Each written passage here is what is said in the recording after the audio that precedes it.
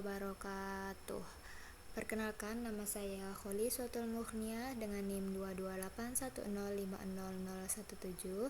Pada kesempatan kali ini saya akan mempresentasikan atau membuat tutorial video SPSS sekaligus penjelasan interpretasinya untuk mata kuliah praktikum analisis regresi pertemuan 5 dengan materi analisis regresi logistik. Langsung saja kita masuk ke datanya. Di sini saya menggunakan data yang ini ya, yang X1 ada X1, X2, X3 dan Y, dimana X1-nya pelayanan, X2 kualitas, dan X3 jaringan. Kita langsung saja ke variabel view. Kita langsung klik di sini X1, kemudian X2, X3, lalu Y. Pada desimalnya kita nolkan ya semuanya. Oke, selanjutnya kita labelnya kita klik, kita ketikkan yaitu X1-nya kan pelayanan maaf. X1-nya pelayanan, X2-nya kualitas produk, lalu X3-nya itu jaringan. Oke. Lalu Y-nya itu kepuasan pelanggan.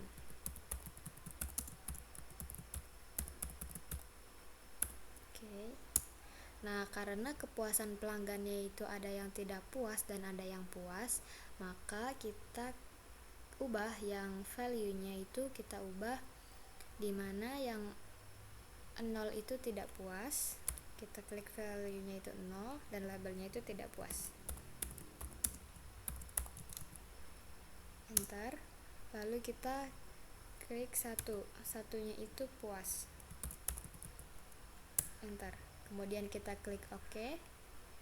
Nah, setelah itu kita ke measure.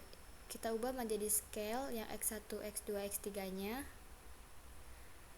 Dan Y-nya itu kita ubah menjadi nominal. Selanjutnya kita ke data view ya.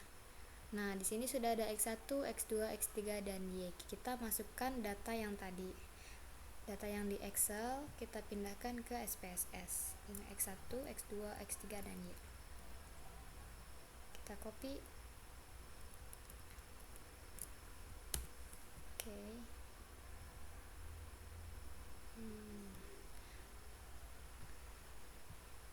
Lalu kita pindahkan ke sini.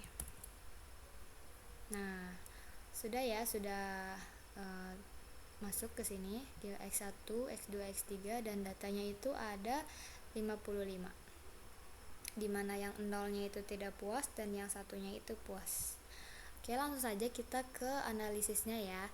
Yang pertama kita klik analyze, kemudian regression, lalu binary logistik. Nah, yang dependen ini kita masukkan bagian Y atau kepuasan pelanggan. Nah, yang ininya yang independennya kita masukkan X1, X2 dan X3. Kemudian kita ke option. Nah, jika sudah nyampe sini, kita klik bagian Hosmer Lemaitre Goodness of Fit, kemudian klik yang iteration history. Untuk apa sih kita mengklik ini? Kita di sini untuk melihat nilainya. Nah, kemudian kita klik continue, kemudian oke. Nah, ini sudah muncul ya hasilnya, hasil logistik regressionnya.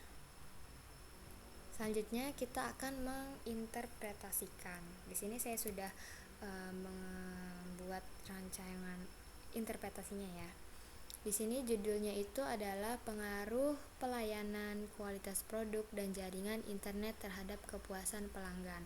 Nah, di mana analisis regresi logistiknya itu ada hipotesis penelitiannya ada 3. Yang pertama ada H1 yaitu diduga pelayanan berpengaruh signifikan terhadap kepuasan pelanggan, dan H2 itu diduga kualitas produk berpengaruh signifikan terhadap kepuasan pelanggan, dan H3 diduga jaringan internet berpengaruh signifikan terhadap kepuasan pelanggan. Nah, selanjutnya kita akan melihat hasilnya, yaitu yang pertama ada case processing summary. Yang ini. Nah, hasilnya itu kan N-nya itu 5, hasil N-nya itu 55. 55 itu dari mana sih? Dari banyaknya data kita yang sudah dimasukkan. Nah, jadi hasilnya itu penelitian ini menggunakan 55 data untuk dijadikan sampel. Selanjutnya ke dependent variable encoding. Nah, yang ini. Nah, ini kan tadi kan yang ada dua ini ya, ada dua variabel ya, ada dua kategori ya. Yang pertama itu tidak puas, yaitu 0, dan yang puas itu 1.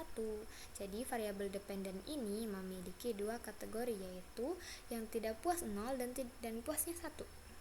Kemudian kita melihat hasil dari blok 0. Nah, yang ini hasilnya itu dengan kriteria pengujiannya, jika nilai negatif log kurang dari chi-square, tabel berkesimpulan bahwa model sebelum dimasukkan variabel independen sudah memenuhi syarat uji.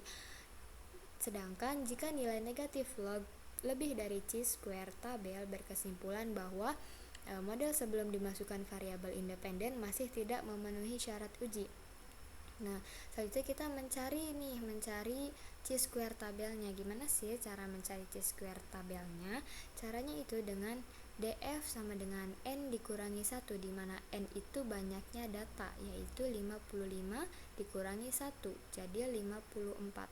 Nah, setelah itu kita mencari nih datanya itu, mencari di chi-square tabelnya. Berapa sih yang didapatnya, sebesar berapa? Kita ini ke tabel nilai kritis distribusi chi-square. Tadi kan hasilnya kan 55 ya. Nah, kita mencari ke bagian sini, DF itu ke 55 dan ininya ke 0,05. Tadi berapa? 54 ini dan 0,5, dan hasilnya itu 74,468324. Coba kita cek ke sini. Nah, hasilnya kan sama ya.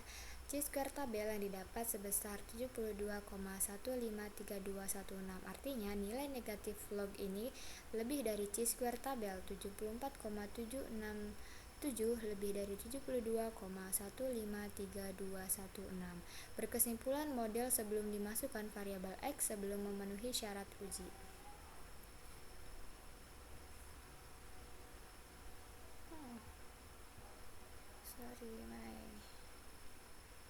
Nah, selanjutnya kita ke variabel in the equation yang ini.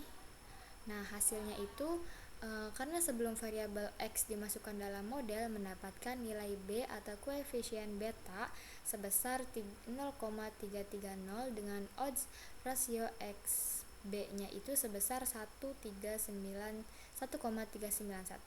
Nah, dan nilai signifikansi dari ujian Wald-nya itu sebesar 0,227. Selanjutnya kita menginterpretasi hasil dari blok 1. Blok 1 yang ini.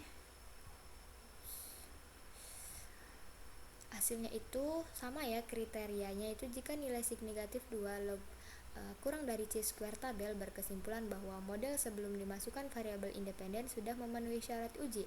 Sedangkan nilai negatif 2 lebih dari chi-square, tabel berkesimpulan bahwa model sebelum dimasukkan variabel independen masih tidak memenuhi syarat uji. Nah, beda ya cara mencari chi-square tabel dari blok 1 dan blok 0 itu beda. Kalau blok 1 itu DF sama dengan N dikurangi K sama dengan dikurangi 1. K itu apa sih? K itu banyaknya variabel. Jadi 55 banyaknya data dikurangi 3 dikurangi 1, hasilnya 51. Selanjutnya kita cari nih ke chi-square tabelnya. Tadi 51. Ini hasilnya itu 68,669294. Jadi chi-square tabel yang didapat sebesar 68,669294. Jadi nilai negatif lognya kurang dari chi-square tabel atau 58,310 kurang dari 68,669294. Berkesimpulan bahwa model sesudah dimasukkan variabel X sudah memenuhi syarat uji. Kemudian kita ke hasil omnibus test of model coefficient. Yang ini ya. Hasilnya itu kan kriteria pengujiannya kan jika nilai signya itu kurang dari 0,05 maka kesimpulannya itu berpengaruh secara simultan. Nah, karena nilai sig ini 0,001 atau hasilnya itu kurang dari 0,05 maka ini tuh berpengaruh secara simultan atau bersama-sama terhadap variabel dependen. Kemudian kita ke model summary yang ini. Hasilnya itu kita melihat nilai Nagelkerke R-square-nya sebesar 0,348. Nah, maka berkesimpulan sumbangan berpengaruh variabel independen terhadap variabel dependen secara bersama-sama atau simultan. Artinya sebesar 34,8%. Nah, selanjutnya kita melihat Hausmer and Lemieux test yang ini. Didapat kriterianya itu dikatakan baik jika nilai signya itu lebih dari 0,05. Nah, karena nilai sig ini 0,113 atau lebih besar dari 0,05 maka kesimpulannya ini tidak ada perbedaan yang signifikan antara variabel. Nah, yang terakhir ini ada variabel in the equation ini, dimana kriteria pengujiannya itu jika nilai sig kurang dari 0,05 maka berpengaruh secara parsial. Nah, kita melihat sig dari X1, X2, X3 nya ya. Yang X1 itu variabel pelayanan, ini memiliki nilai sig sebesar 0,002 yaitu kurang dari 0,05. Artinya pelayanan itu berpengaruh secara parsial terhadap kepuasan pelanggan, artinya H1 diterima. Nah, kemudian variabel yang X2-nya kan variabel kualitas produk memiliki nilai sig sebesar 0,164, artinya lebih besar dari 0,05. Nah, kesimpulannya itu kualitas produk tidak berpengaruh atau tidak memiliki pengaruh secara parsial terhadap kepuasan pelanggan, artinya H2 ditolak.